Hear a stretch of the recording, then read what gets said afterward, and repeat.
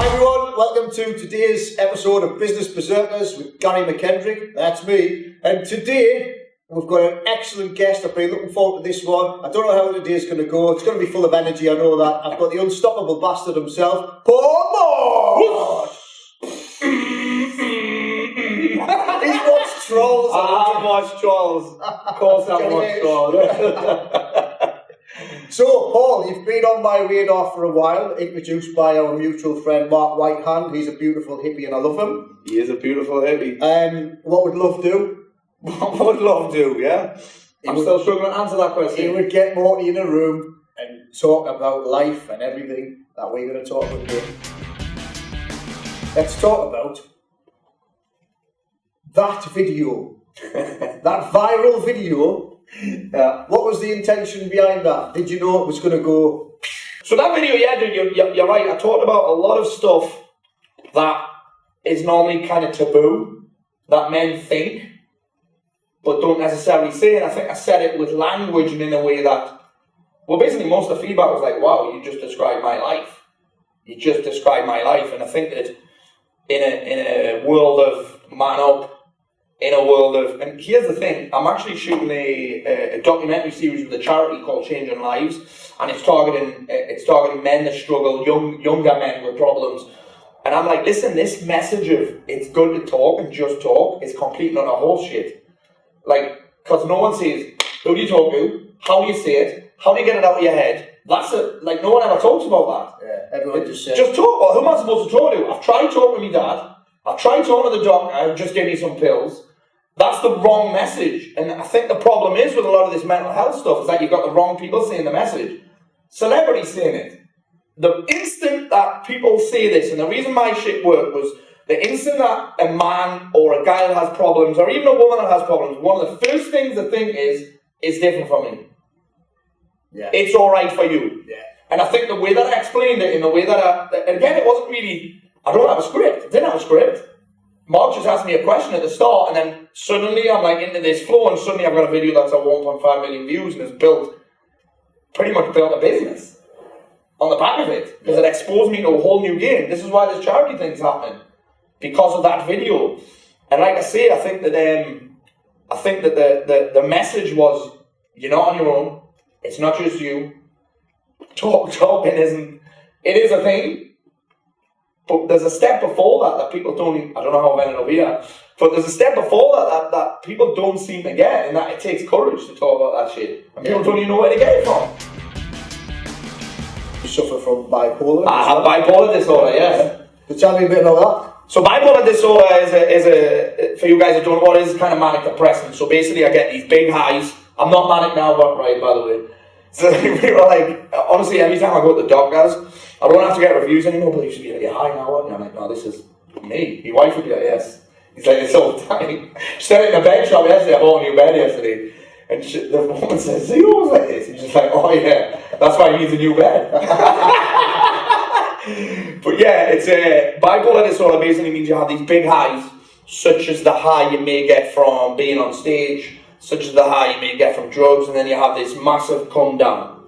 And the only way I can describe the come down is when you get like holiday blues, but like 100 times worse. Hence, that led me to the cliff incident where I was ready to jump.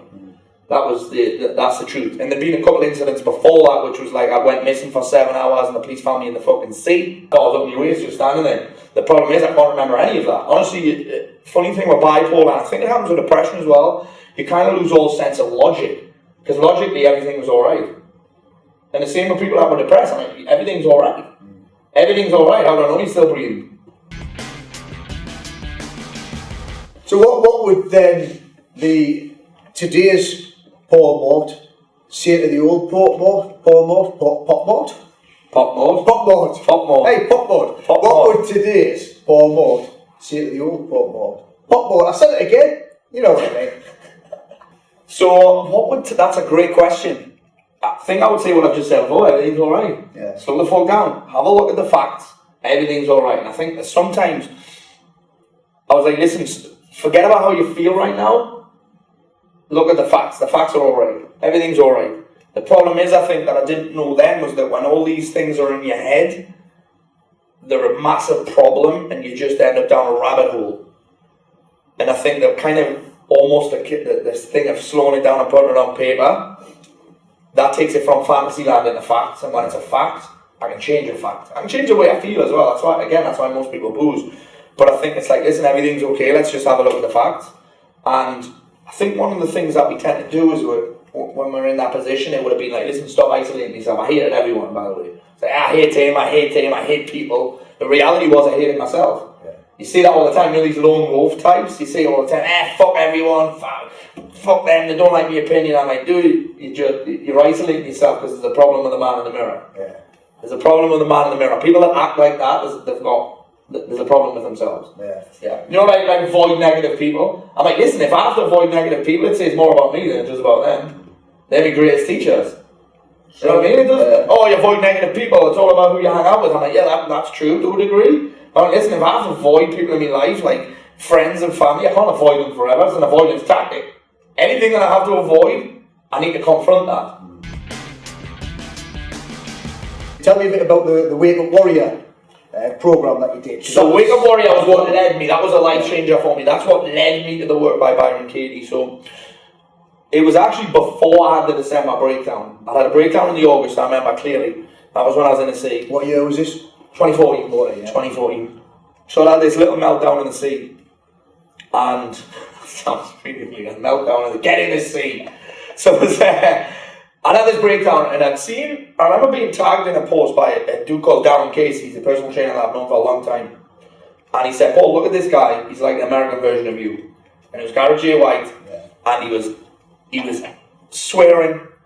He was saying things that I'd never heard before. He was kind of describing bipolar. And up to this point in my life, I'd spent serious cheese on shrinks. Private shrinks, psychologists, psychotherapists, all of the ists. Like I was an ist addict as well. And I look him in the eyes, and I tell straight away, I'm like, you've got fucking no idea what I'm going to do here. Paul, you try Captain Mood area? I'm like, yes. It just reaffirmed that I felt like shit. Yeah, how do you feel today? Shit. Oh, great. So yeah, I just have all these discussions with people. I'm like, you have no idea what I'm going to do right now. I can tell when someone, you know when you can tell? I'm like, you have no idea. You're just reading out the fucking textbook. You're trying your best, but this is not for me. Then I'd see like hypnotherapists, to get all sort of ists. But this guy, I was like, this is funny. This is for me. It was 10 grand to get in. I gave him it within. In fact, I'd committed to it before he even tried to sell me on the phone. California as well. It's California. I got to travel to California for Warrior Week. So how on earth do you convince your missus that spending 10 grand and going to California is a good thing? Well, she was at a point where she was like, yeah, something's got to change here. Something's got to change here. And the thing is with trust is that trust comes from results. This is why she still trusts me now, and I'd always generate results. Like I'm just about to shut down one of my businesses. I took a massive risk in January. I'm about to take another one. Like I'm talking almost giving away big cheese, so I can go all in on this UB stuff. And because I generated results in my business, she trusted me with this 10 grand. I showed her the video. She was like, "Yeah, this guy's a fucking lunatic, but I can see why he would resonate with you." And remember, I would spend all this money on other shit before and it hadn't worked. And she saw this guy, she was like, yeah, he's the guy for you. So anyway, I'd done all of that, 200 quid an hour on shrinks, and she was just like, yeah, this is the guy for you. And I think that for men, we need to be sometimes called out on our shit and held accountable. Because it's alright being held accountable to your friends, but it doesn't work for most men. Most men are not man of their word. They make promises to people and they just keep breaking them. That's what I was like. And this guy was basically confronting me and calling me out on my shit. The first thing he did when I got there was call me a liar. You fucking liar. Why are you here? And I said to him, like, I want to be the best version of myself. And he was like, fuck off. That old phrase. Basically called me a bullshitter, right? And I think the difference is that I respected this guy's results. Because I think that's what happens with me. Guys come into my program and I'm not just preaching, I'm not just teaching. This is the way that I live, and people say it. This is the way that I live. Look at me fucking results here. And I still follow my own program now. I live this lifestyle. And I think that's the difference. And I think that's what happened with him. I was like, yeah, this guy's got results. His wife's smoking hot. He's got 2 kids, similar ages to my kids. He's got a killer business. He's in shape. He's this, and this. And old Robin's phrases, if you want to find If you want the fastest way to success is model someone that's already doing it. Yeah. So that was kind of what happened there. He opened up to this thing called The Work by Byron Katie, and I got so into it, and I saw so much truth in it, and it opened up so much, or it got rid of some suffering for me, because I was like, listen, the first line in Byron Katie's book is something like, when you argue with reality, you lose, but only 100% of the time. And I was like, holy shit, that's what most people's problem is, that arguing with reality. You mentioned it before, arguing with it mentally. So I was opened up so much by it that I saw this thing in Germany called the 9-day school for the work she'd spoke about before, and then I committed to that, which was crazy. You weren't allowed to speak to your family for the whole night. Well, you were, but you could choose. You had to do a surrender exercise. I surrendered my mobile phone, I surrendered my laptop. Other people were surrendering makeup and cigarettes and booze. To basically commit to the whole program. The California Wake and Warrior program was a week, was it? It was 5 days, yeah. 5 days. There was all sorts of shit went down. So you convinced your missus that was a good investment, which clearly it was. So I almost skipped this part. But I almost skipped this next part, which was about the Thursday. And he was like, listen, I can send you on your way now. It's a beautiful page. Perfect page. But I've got something else. Because when you go home, most you're going to go back to doing the same thing. And he said, I've got this other program called Warrior Empire. You come back here 4 times a year, etc., etc. And it was like 50k, right? Here's how crazy it was. I was like, holy shit, I'd like to do that. It's a lot of money. It's a lot of money. And I rang my wife. I said, listen, I want to join this thing, but it's a lot of money. And and I'm a bit intimidated by all the dudes that are in, because they seem to be these big players. And you don't see yourself as a player sometimes. And she said to me, and I'll never forget this, right? And this is not great advice, but she basically said, stop being a pussy. And I was like, all right. So I joined that anyway. I ended up going back to California a few times. It ultimately led me to Germany for the School for the Work, where I confronted some things from my past. So you've spent a hell of a lot of money in getting to where you are now. Mm-hmm. And I think a lot of guys, though, when you even talk about a 300 quid investment, will struggle to find that money. They'll find 300 quid to spend on booze. That's very true. It's a matter of leverage. But that's the excuse to tell themselves. Yeah, it's a matter of leverage. Quid, can't afford it. Yeah. But it's an out. Yeah. That's all it is, it's an out. And here's the thing. Can you not afford it, or is it just not a priority? Yeah. That's how it is. You know what I mean? Yeah. It is, that's how it is. Value something. That's exactly what it is. It's value something, it's enough leverage. People are like, how did you change? How did you eventually change? When I said that, I just got enough leverage. That's why I've got it now. I've got enough leverage. I try and be a little bit better and be a man of integrity every day. I have this phrase, do what you said you would do. That's it. If you lived your life by that rule, you'd be cool. Yeah. Everything will be okay. Do what you said you would do. Just don't break promises. You know what I mean? The thing is with men, we're fucking hypocrites. Dads are hypocrites.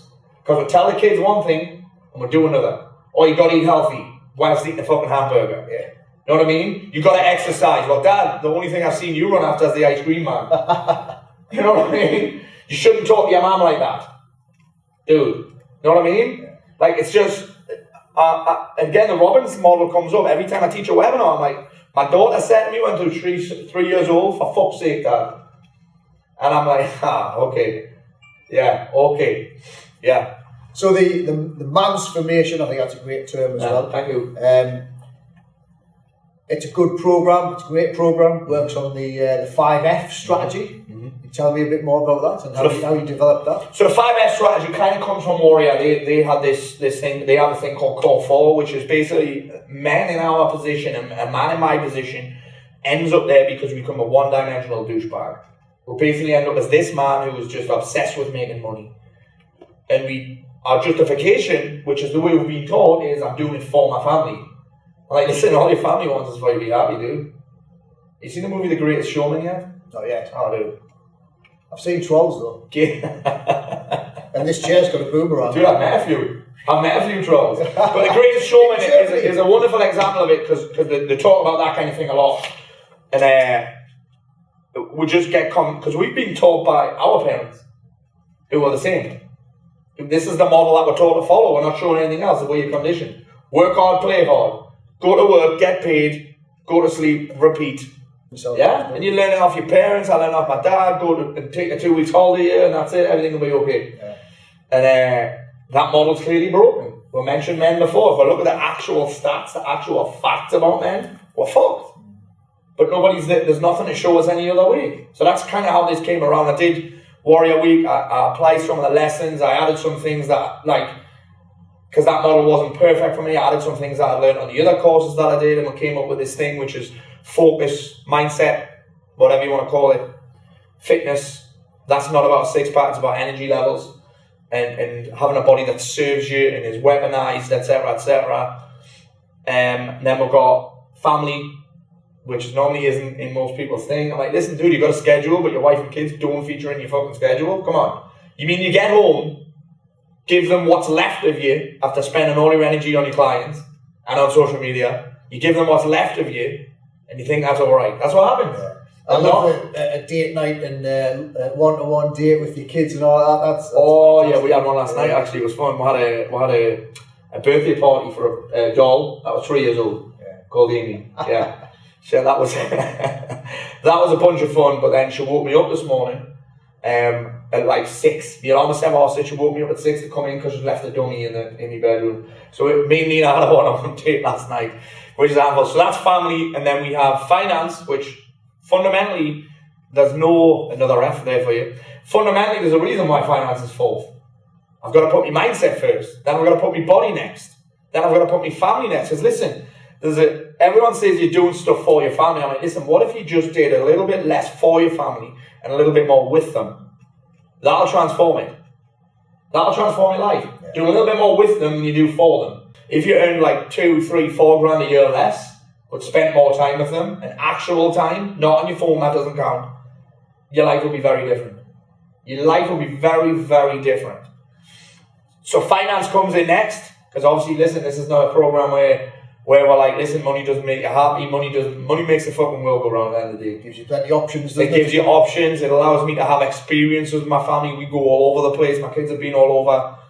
Where I don't take my phone, by the way, that's a different holiday completely. Honestly, I used to go on holiday, and I couldn't wait to get home, because I'd be like, fucking hell, these kids have got me head battered here. You'd have the paranoia about your business, you'd have people messaging you, you'd be, I'm on holiday. I'm like, what the fuck, you checking your phone?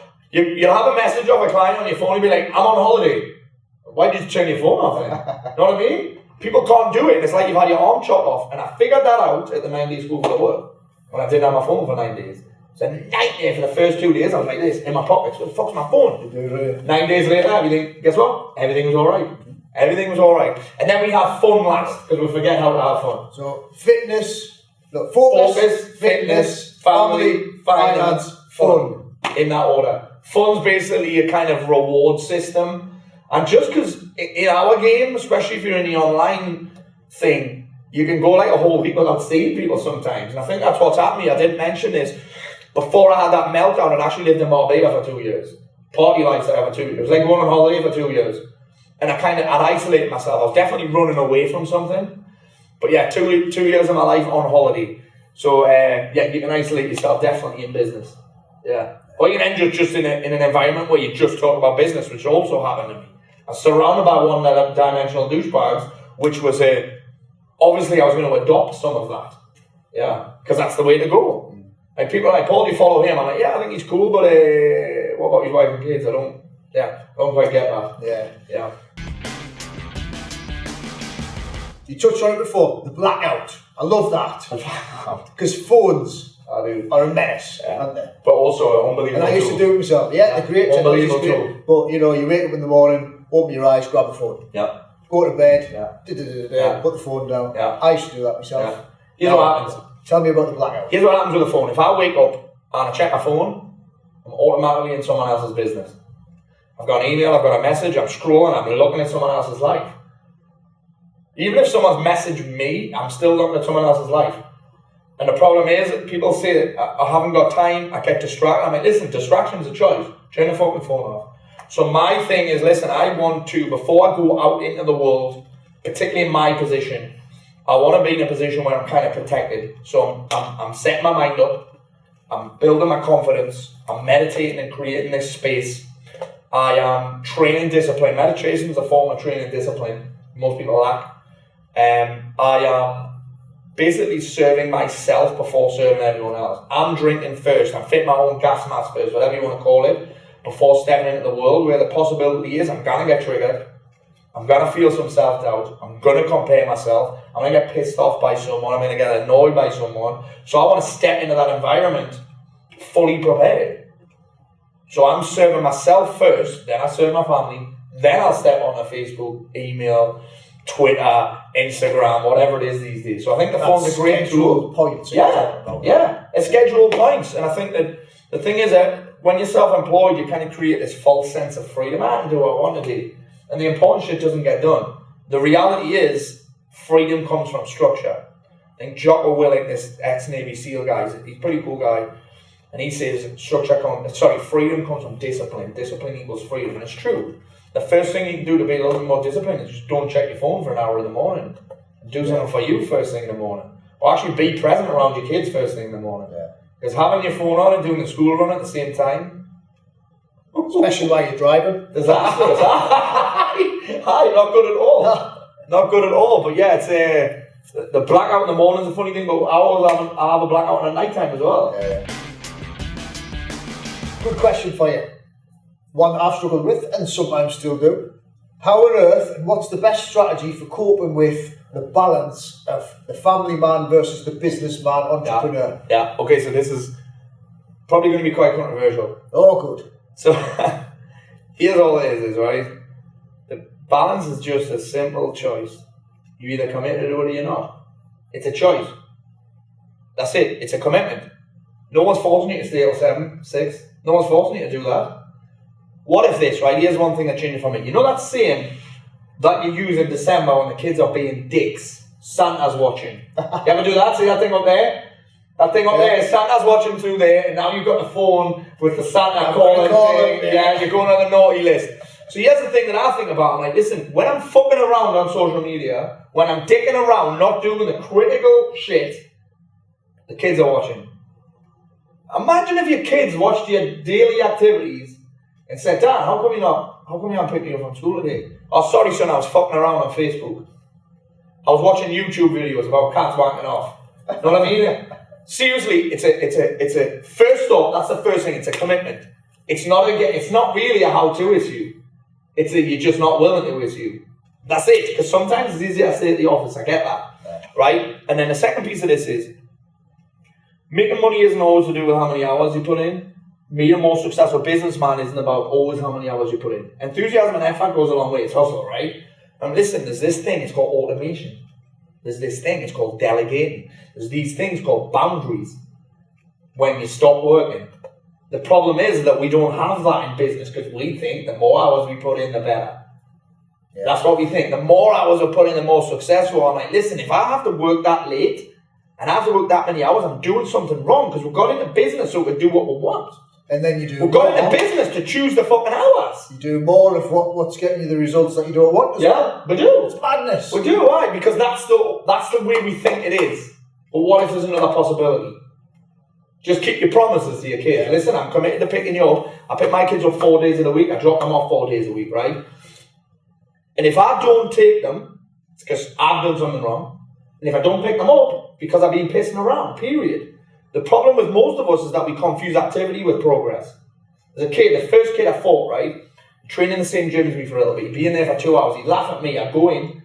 I'd do 6 rounds spot. I'd go home. I'd be out in 20 minutes. And when you're going to do a full night at the gym, I fucking destroyed him on the fight.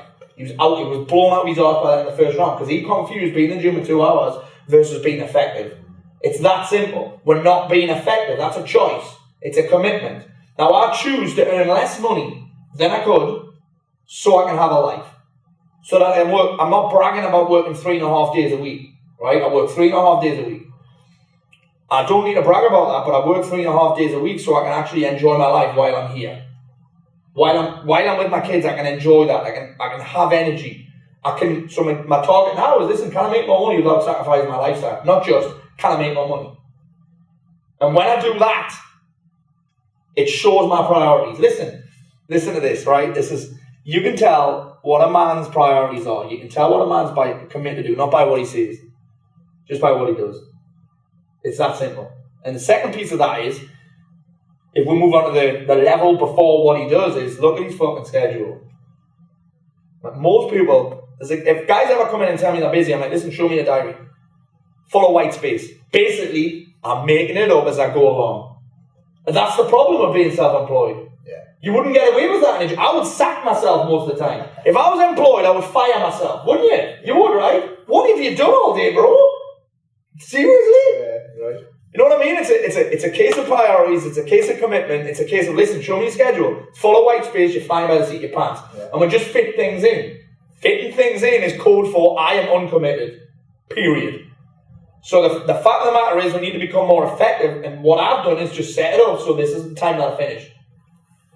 That's it. That's why I have this free day where I go to the cinema, I work out. If I do, so I create, what I would say is, I create urgency. I create self-imposed deadlines for myself. So you ever notice when you go on holiday how productive you are that week? I create that every week. I create that almost every day. That same level of intensity, that same level of urgency, I create it every day. Why? Because I made a promise to my kids. And if I break that promise, what kind of man am I? That sounds pretty nice, intense mate. and hard. Yeah. It's pretty intense and hard. It's pissed somebody off. Here's a question you want to ask yourself if that's pissed you off and triggered you and annoyed you and you're blaming it on me in any way, is why is it annoying you so much? Because I guarantee that someone's watching this and thinking, he is a fucking big mouth dick. I agree with you, by the way. So commit. Just commit. And follow through with your commitment. You go home. Make a promise and keep it. That's all balance is. Yeah. Make a promise and keep it. The problem is that also I think sometimes we get so confused about what it is we want. Someone asked me this morning, Paul, how do you stick your boundaries? Like, well, you set them to start with. And then you declare them. Listen to your missus, this is what time I'm going to be home. And if I'm not home by that time, I broke my promise. If I'm a man that breaks a promise and I keep breaking promises, you're not going to trust me anymore. Same with your clients. You keep breaking promises and they don't trust you anymore. That's it. And loyalty also comes from results. If I keep breaking my promise, I'm not a man of integrity. I'm committed to being a man of integrity. Why? Because that's the example that I set for my kids, period. So do the important stuff that actually is effective. Don't just be busy, be productive. Yeah, and you're going to have to break some shit to figure out what that is. What are the big moves I'm going to make today? Check an email isn't one, but also figure out automation. You know what I mean? Figure out automation. These guys that are bragging about not having holidays for 5 years, I'm like, what kind of fucking business is that? Oh, well, I love it so much. Mate, well, listen, I was on a course last weekend, and the guy was brilliant, right? The guy who was teaching a course on Master of Communication, and he lost me when he said, I love my job so much, I'm away from my family for 3 weeks out of 4. I'm like, so what you just told me is that you love your job more than you love your family. It's demonstrated by what you do. Period. Yeah. Sorry. The stress pipe is this, right? We have an ability to deal with stress that is limited. You ever wonder why some people can get better results than others? It's usually because their ability to deal with stress is higher, they have more resilience to it, right? So in order to get a result, you have to go through some level of stress. If you want to get in shape, your body needs to be stressed. You need to put it through stress. If you want to make money, you've got to go through some stress. Now, as this stress goes up, results tend to go up, right? But this pipe, this stress pipe, which is the only way I can describe it, I call it your capacity, right? Your capacity, your resilience to stress. So stress is going in there. Stress is going in here. Look at this. We've got all the mod cons here. Stress is going in. Gary will be stressed. Stress is going in, and what tends to happen is and this depends on the kind of man you are. So for me, every so often I just blow up. The pipe will just explode, and I end up on a bender, or I tell my wife to fuck off, and usually someone would get covered in shit. You know what I mean? My pipe would explode, they get covered in shit. Funny enough, it's usually the people who are doing it for. You know what I mean? That's what you do. Oh, someone's got to make the money, someone's got to pay for all this, and all that other bullshit. Well, I deserve it, etc., etc. And then you've got the second scenario, which is always a combination of two. The stress will get so much that you'd end up having to relieve the stress somehow. So that's when you start turning to the porn, relieve the stress. That's when you start turning to the booze, the junk food, the social media, the coke, the weed, whatever your choice is for sedation. To have a little release. From the stress because you think you deserve it. So you got that. The problem is that will affect your results on the other side. Period. Not always in all the same areas. Because again, for me, it was like, listen, I'm making money, everything's alright. I'm making money, it's all I knew how to do. It's all I knew how to do. And then you've got the other scenario, which is put less stress in. And this is normally when you settle. This is normally when you settle, when You're like, I've got this job. Normally you tell a lie that you're happy. I'm like, listen, if you're that happy, you wouldn't need to get pissed every single weekend. You wouldn't need to change your state with booze every single weekend. Again, I haven't got a problem with booze. Sometimes I still have a drink. Not in 2018 though. I can look you straight in the eye and say, I will not drink in 2018. Not because I've got an issue with it, but I just feel better. You know what I mean? I just feel better when I don't drink. Yeah. If I drink now, I'm so old, and my body's so like kind of not used to it anymore, that I lose the rest of the week. My training's shit, I get beat up in sparring, I feel like shit for 2 or 3 days, my productivity goes down, I'm snappy over the kids. For me, that's not worth it for a few hours of feeling a little bit better and having a laugh. Like, I can have a laugh without getting pissed. So, less stress. Less stress. Less results. That's exactly what it is. Less stress equals less results. Less stress equals less results, period. So, my solution or my idea and theory, it's not theory around this, is how about I just increase the size of the pipe? Increase my capacity and resilience to deal with stress via a few different scenarios. Listen, if your body's in better shape, it can serve you more, you produce more, period. You also get more sex. I'll argue with you that all day. If you're in better shape, you get more sex. You can also last longer. I'm looking you straight in the eye, dude, as I say that. Yeah? And here's the thing, right? People will argue with me about this as well. Listen, your marriage being on fire is a direct link to how much sex you get. Direct link. Direct link between you being able to get it up in your body as well, by the way. Anyhow. It's fine. I love it. Talk about sex. We are fine. Yeah. I think we'll start the conversation with Mark Weisenhans. Just saying, bro. It's his fault. Just saying. So, your ability to deal with stress, or your resilience to stress, or your capacity, body. Listen, if I've got more energy, I'm better, period. So it comes back listen, to the 5 Fs. Absolutely it does. And listen, if your energy's low and you're tired, how shit are you? Your ability to deal with people, opinions, your kids, difficult tasks, things that require focus. When you're tired, everything's a mountain. When my energy's on point, it's like, it's water off the duck's back. You know what I mean? It is. All the time. So when my energy's on point, my resilience to stress goes up. When my filter from how I see things goes up, my capacity to deal with stress goes up. Because I'm like, well, actually, it's not about me. Actually, it's not a problem. It's just a puzzle that needs to be solved. Actually, that's not an issue. Actually, did it really fail, or did I just do this a little bit wrong? You know what I mean? Did he say no and reject me, or was it just not the right thing for him? Did he leave me program, or was he just doing what's best for him? Did he leave me program, or did he just run out of money? Or was he showing me a mirror? You know what I mean? I've got all these strategies in this F5 thing that literally just increase your capacity. Combine that with having goals that excite you and stretch you to get better, your capacity to stress goes up.